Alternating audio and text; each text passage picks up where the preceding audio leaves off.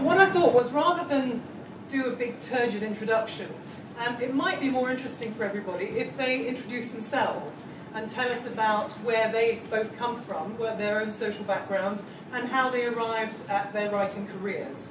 Because I suspect that you both come from quite different backgrounds. Might be different, might be wrong, but we'll see. Funny you should say that. So let's start first with William. William, tell us a bit about your social background. Well, my father is a doctor. Both my parents are still alive. My father's a doctor who was a leprosy specialist in Nigeria. So I was grew up in a leper colony when I was little. And in those days, if you were a doctor, you could afford to send your children to private school. You can't anymore. And so I was sent to private education, which is where I got my posh voice, and probably where I got a lot of my advantages. And I went to a Catholic monastic school run by monks, which is where I got a lot of other problems. And I went to Cambridge from there, and then I went into the BBC. So very middle class all the way along the line. And the reason I've raised the issue of class is a sort of, which I have done in public fora, it's a kind of backwards thing, this, and it may surprise Alex, it may surprise other people, I don't know, but all through my writing career, and I've written many, many kinds of things, I've written a lot of fantasy fiction, I assumed that I could not write about my own middle class, comfortably off, kind of white bread, south of England type of people, because it seemed to me that we weren't interesting enough, frankly. Hadn't been tested enough, you know, didn't have enough going on. And it slowly dawned on me that this is completely stupid.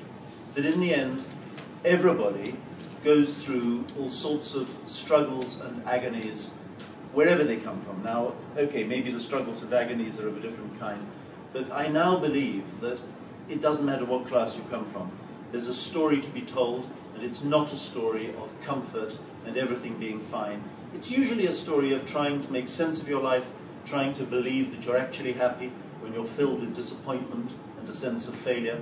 And that story is worth telling back to people, because otherwise everybody ends up thinking that they're the only one with the problems. And I truly think this is a blight we have in our society.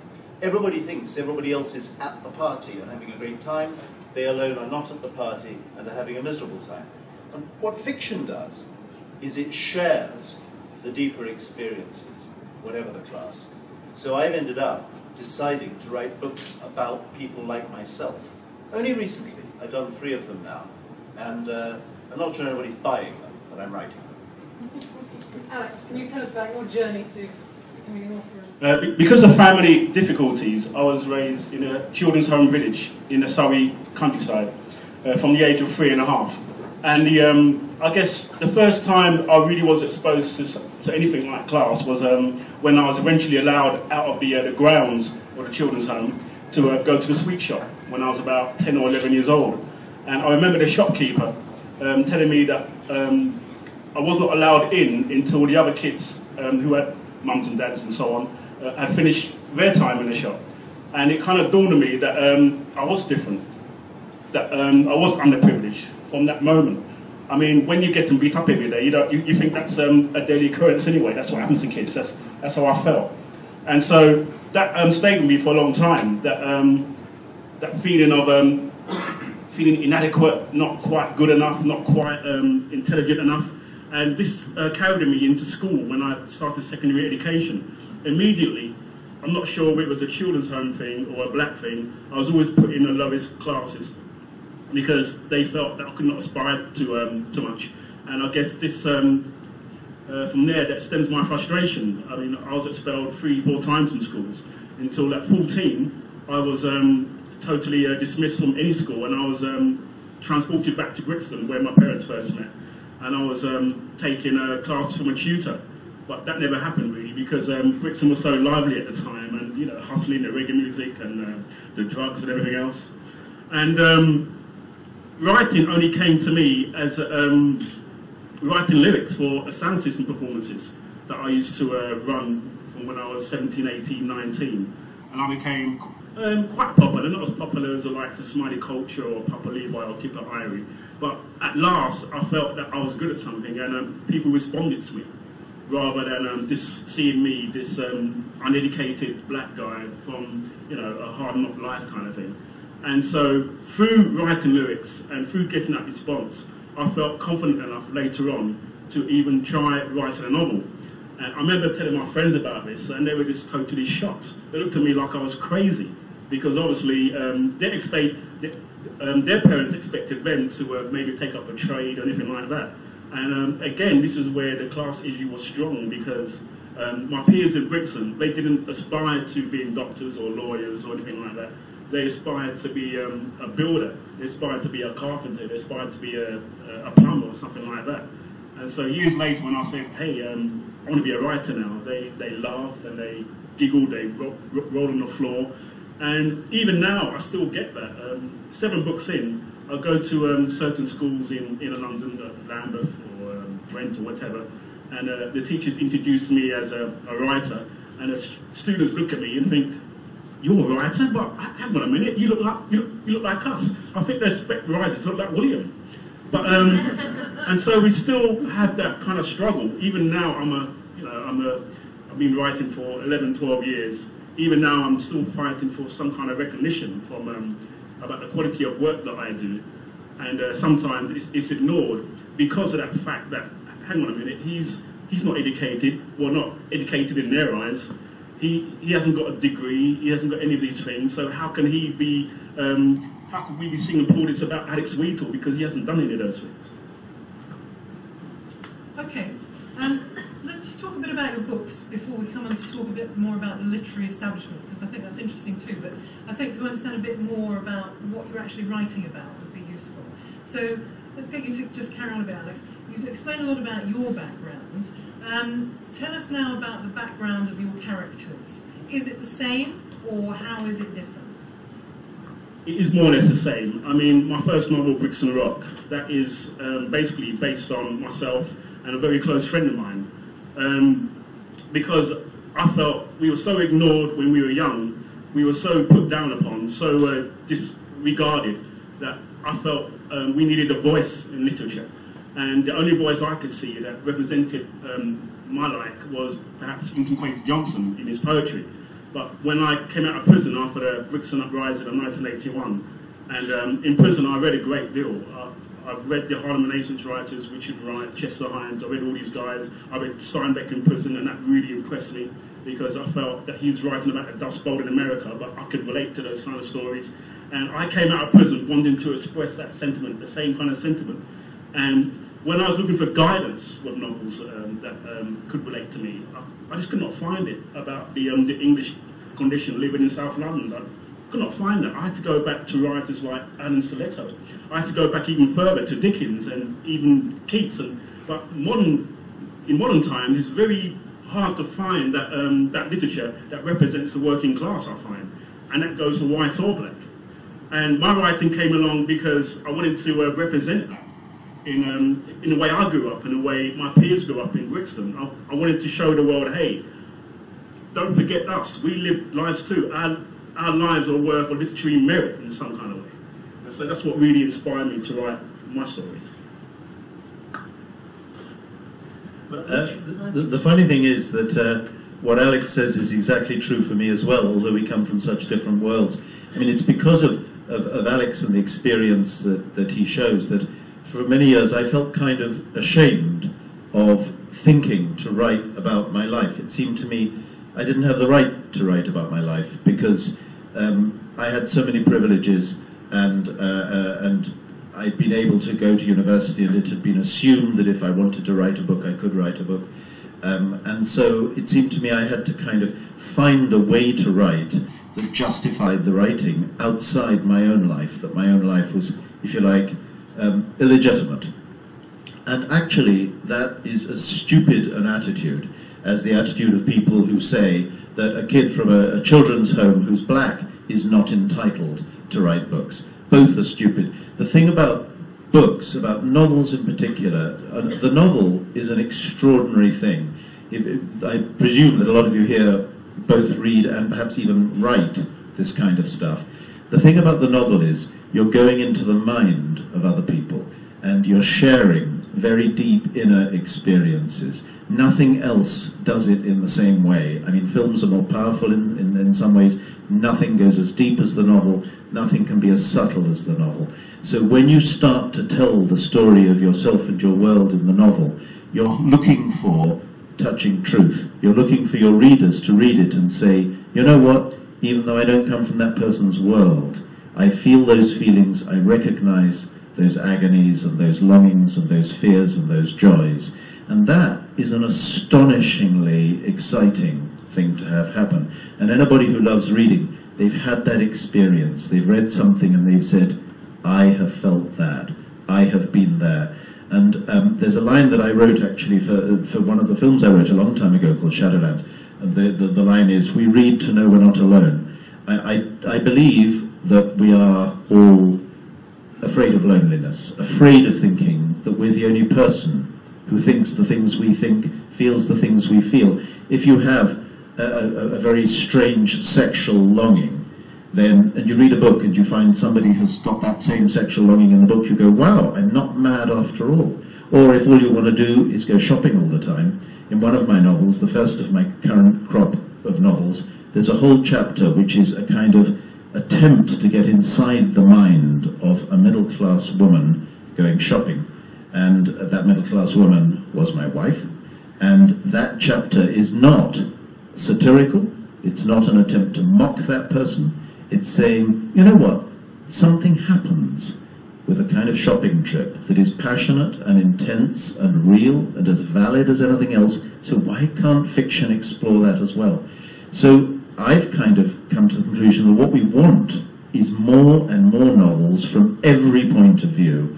That through this, I can read Alex's novels and I can discover stuff I wouldn't in a million years ever know about what it feels like to live in Brixton, growing up in his life. And I have felt that, I mean, my greatest novels I love best are Russian. The Russian novels, I've never been to Russia. Actually, I have been to Russia, but I've never spoken Russian. I have an intense feeling of what it's like to be in Tsarist Russia. What a bizarre thing that is. But the incredible thought is, they're like me. And I bet you, if I read Alex's books, what I'll feel is, actually, they're like me as well. Definitely. I remember discussing Brenton Brown with this rather wealthy guy who was brought up by rich parents. And he said, Alex, my parents never had time for me. And so he felt just as alone as Brenton Brown did when he was growing up in a children's home. And I explained to him that I remember when I went to Brixton when I was 16, 17, when I was dating girls for the first time, I found it very difficult to become intimate, like even for a hug, something like that. And I used to flinch when it used to happen. And the gentleman I was conversing with said he had the same thing, because he never had intimacy with his parents. They never hugged him. They just paid for all his toys, and you know, we never showed him that quality time that youngsters need. So this is a universal kind of a theme that I touched on, I believe, with Brenton Brown. But the problem with classes is that when my novels are received by the great and the good and literary elite, they just think, oh, it's only aimed at young blacks who perhaps know something about Brixton, which I've always been fighting against since my career started. And the problem there is, I mean, it is. Let me tell you, anybody who wants to be a writer, it is really, really hard to make any money as a writer. And if your publisher says the only people who are going to read these books are Brixton youth, I bet you Brixton youth don't buy books. So, I mean, you're not going to make much money. So it's really, really tough. And, I mean, I write books about middle-class, folk in Sussex, but actually, I don't make any money out of that either. It's just not easy to get people to buy books. I survive. I make money out of writing movies, where they pay me lots of money. I don't really like the movies. What I like is books. But you can't make a living at it. So, well, you can make it a bit, but not much. I don't know. Perhaps Alex is a millionaire and I'm getting all this wrong. But I tell you, it is tough. Anybody who commits to being a writer, it's a bit like, you're becoming a monk. You're taking a vow of poverty. Not chastity, but poverty. And that is a real commitment, because what you're saying is, this thing that I'm doing is worth it beyond doing what these idiots do in the towers up here, who spend their lives making an absolute fortune, and they've got nothing to spend it on, because they've got no time. Yeah, and what to answer? that the question? I want to ask if you're rich, Alice. Yeah. I have been. I just concluded my Uprising tour. I don't know if any of you have heard about. And basically, I go back to my youth, and I sing, I chant, I do a little dance, and I tell my story through the medium of theatre, which is cathartic in a way. And so I can make money that way now. So that's cool. That's performance. That's performance, yeah. And I come from a performance background because trying to imitate my peers. Growing up in Brixton, there was this competitive edge, and so you had to write a lyric every week. You couldn't become stale, and so that kind of taught me to how to perform, how to reach an audience, and so on. And so I can do that now. It's kind of frightening that I'm doing it a cappella. I'm wondering two things, actually. I'm wondering, first of all, William, do you think that you write better? I mean, as you say, you've written quite a lot of stuff, and you've written fantasy novels too. Do you think your writing is better when you're writing about the social class that you know and are familiar with? And Alex, because I don't think you have written a lot about other social classes, do you think you could? I've just written a children's fantasy, and so it's not published yet. I mean, it's just finished, and my agent's got it, and she will soon try to sell it to a publisher. But hopefully, I believe that my storytelling skills are okay. So I think that I'm a storyteller first, and whatever genre I choose to write in is secondary. But I feel that I'm able to tell those stories. Why not? And I could imagine writing a story set in Norfolk or the far reaches of northern Scotland or anywhere, as long as I do the research. The only thing about writing the genre that I've written about is that I haven't needed to do so much research, but I'm quite willing to do that research if the subject matter interests me a great deal, because I just have this belief in my storytelling ability, so hopefully I'll be able to pull it off if I do decide to write something out of the box. I would never dare to write about Brixton, for example. I simply wouldn't dare, because even if I researched it, I would feel I don't really know what I'm talking about, the voice would be wrong, it wouldn't be true. I do write fantasy books. I also write historical stories, which I research, and stuff that I just make up. And like Alex, I think the key skill is storytelling. It's something else as well as storytelling. It's a passion for writing. And this is something that it's very strange. If you get into the habit of writing, and I bet some of you feel this, it kind of burns inside you, and it has to come out. And as it comes out, it gives you intense excitement. And I think it's pure creativity that's the intense excitement. You don't realize that all this stuff is inside you, and when it starts to shape and form around stories, it comes into existence. I mean, I've never had a baby because I'm a guy, but I feel it's my kind of little pain-free way of having babies. And I really, really love it. And that does drive me. But what I've discovered is that now I've turned to writing about the exact people like me, it's liberated a whole extra level in me. I had never dared to before, because I really know these people, and I feel compelled to tell the truth. And one of the things I'm trying to tell the truth about in my books is what happens inside men, so women can read and find out, and what happens inside women, so men can read and find out. The stuff about men I get mostly from me, obviously. The stuff about women I get by asking an awful lot of questions of women. But it is my belief that men and women lie to each other on an absolutely nuclear scale the entire time, and have absolutely no true realization of what goes on in each other. And I think that, it's my personal mission to try and bridge this gap. And the second of my 3 recent novels, which is called All the Hopeful Lovers, is all about a guy who is a perfectly happily married guy, but he has an affair. And I wanted to explain why a man would want sex, even though he's got a wife who's perfectly happy to have sex with him. Because I find people say to me all the time, I don't understand that.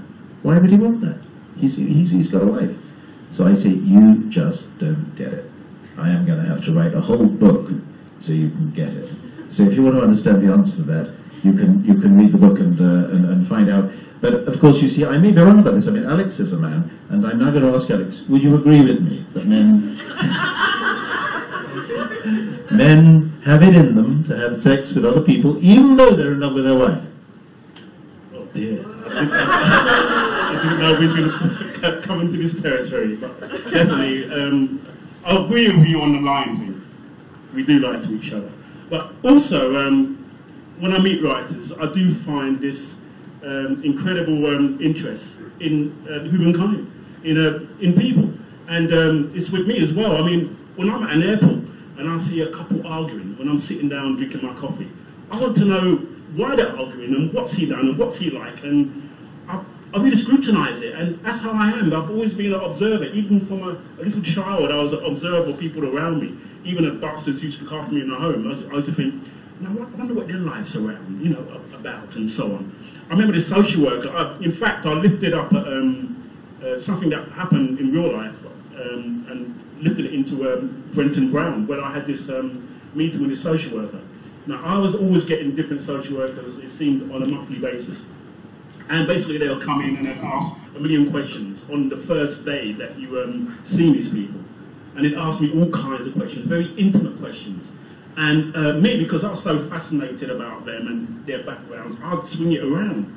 And I would say to the social worker, when's the last time you had sex? Where do you come from? Where did you live? How did you get on at school and so on? I'd flip it around. And I've always been like that. I've always had this great interest in people, so I can write about them later on. I think that's a great skill to have. So any aspiring writers out there, I think once you're interested in people, you always have a vast canvas to write about. That is exactly true. I think the massive curiosity, like Alex, I mean, I'm the guy who's listening while you're having your phone call on the train. I'm listening to every single thing you say. I'm practically writing down the phone number. So just be aware when you're thinking to yourself, I'm going to talk and I don't care about everybody else. There's somebody there making notes. I am passionately interested in other people, and I think the reason behind that, it may be similar to Alex. I mean, he went to a children's home and was beaten up and so on. I went to a boys' boarding school. You'd be surprised how little difference there is. I was absolutely terrified, and I remember that I began to learn very, very early how to protect myself. I was a little kid, and I protected myself by working out basically how to flatter. And I would see this kid coming towards me, obviously going to beat me up, and I would say, "Great shoes." And he would stop and say, Oh, you like them, do you? Yeah, they are quite cool, aren't they? Or, I like your hair, or something like that. Because, everybody's interested in themselves. And most people don't get beyond the interest in themselves. Most people live in a bubble. I'm not saying you lot do, but if you're a writer, you live twice. Everything you do happens twice, because you live it, and then you write about it. And that means you've really, really thought about your life. So we get double lives. We get the rich lives. And I sometimes say to kids about reading, they say, why should I read? And I say, look, I don't want you to read. I mean, we readers, we're ruling the world. I want more slaves out there. So just, you stay not reading, and I'm going to stay in charge. Because once you start reading, you start to get in charge. You start to wake up. And once you start writing, you start to get really observant.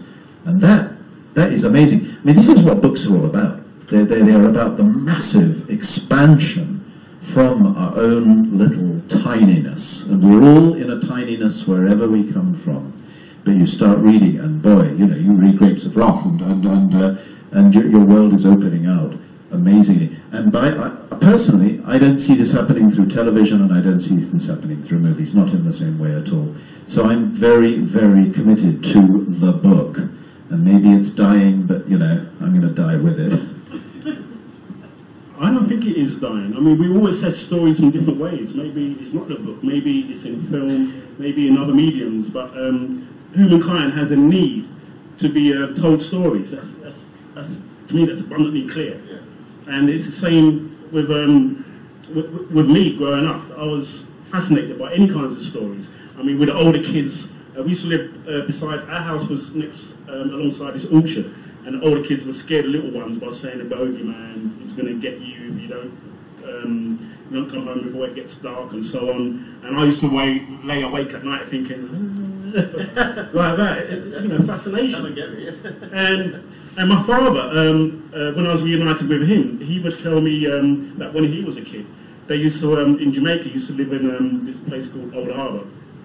at harvest time, they would have fish and have a big meal and so on, and then the storytellers would emerge. And some of these storytellers would go from village to village, and they would tell interpretations of the Bible and so on, or all different kinds of stories. And if they told this story well, in a great African tradition, they would get a Jamaican dollar or English pound note slapped on their forehead. And for me, I'm doing no different from what those guys are doing. I'm just telling my stories in my way, the way, it's not too different from how those guys told their stories. And so stories will always be with us. And I don't think they will go away. There's this hunger in human nature, for us to consume stories. Absolutely, and I think one of the slight problems that's happened is people have got the idea that books are supposed to improve you, that somehow you're supposed to read books in order to get smart or show off, and so people go out and they buy the books that everybody's talking about, and they start reading them and they don't enjoy them. And they think, what's wrong with me? I must be stupid. And the answer is, you're not stupid, that's a stupid book. So chuck that book away and find a book that you actually enjoy. It's supposed to be pleasurable. It's supposed to give you a buzz. It's supposed to excite you. And if it doesn't excite you, it's not doing its job. It's some wanky professor trying to do something complicated in order to prove they're clever. That is not clever. The best books are sometimes absolutely immediate and simple and powerful, and they just hit you where you're sitting. So, I really do think that we have to do a lot of work to demythologize the concept of reading and sort of de-posh it. And that doesn't mean write only about poor people, because I don't write about poor people, but it means write in a way that is compelling. Actually, if you start a book, I don't know how many pages you're willing to give before you stop. I'd say I'll give it about 25, which I think is generous. After that, you have lost me. If I'm not interested after 25 pages, take it away. And really, if you're selling a book, it's got to be interesting after one paragraph. In fact, I read the other day in the press that some agents in New York say, and this is all of you who want to write books, they say, we will not buy a book unless you can describe the whole book in one sentence, and then, having described one sentence, if you get together with a group of friends and say that one sentence, they've got to be talking for 10 minutes about it, because they're so excited. Now, that doesn't apply to any of my books, so I'm screwed. It's interesting you mention the canon, because I believe the canon, literary canon, only exists, and there's no doubt that there's some incredible books in this so-called literary canon, but really it only exists so professors can teach it. As for my mind anyway, they don't want to come outside the box and discover something else, so they have to teach that. That means they have to do some work. But if the canon remains the same, they can just teach the same old thing every year. And to me, that's a bit of classism too, because they make sure it doesn't change. And this is why school reading lists hardly, I think maybe 2 or 3 years ago, Benjamin Zephaniah, I think one of his books was accepted onto the what you have to study at school and so on, but it hardly shifts. It's like, an iceberg trying to turn around or something like that. So it's very slow moving, and I just hope that soon, people become more adaptable and they will see that, okay, this is the book by William Nicholson written 5 years ago. I think that should be included also, rather than people up there saying, oh, not that or not that. We have to stick to this and stick to it rigidly. On those school lists, I write fantasy books for teenagers as well as my other stuff, and I wrote a book about 11 years ago called The Wind Singer, and this book was actually built upon the idea, because my kids were going through the school system at the time. I hate exams. I really hate exams. I think they're stupid. I don't think they judge people correctly. I don't think the idea that everybody is supposed to reach the same level at the same time of their life makes any sense at all. People grow at different speeds on different subjects. So I decided to write a book that attacks exams, and The Wind Singer is a sort of a fantasy of a city built on exam results, and it's very funny, and it's quite strange things happen, but essentially the whole exam system gets destroyed by the end of the book. I had this fantasy that the book would end with all these people taking this exam, because everybody in my imaginary world takes exams all the time, and they would all suddenly stand up and say, what are we doing? And tear up their exam papers and walk out, which is what I've always wanted to do all my life and never had the guts to do. That book, The Wind Singer, is now on the syllabus, and people are being examined on it. So what can you do?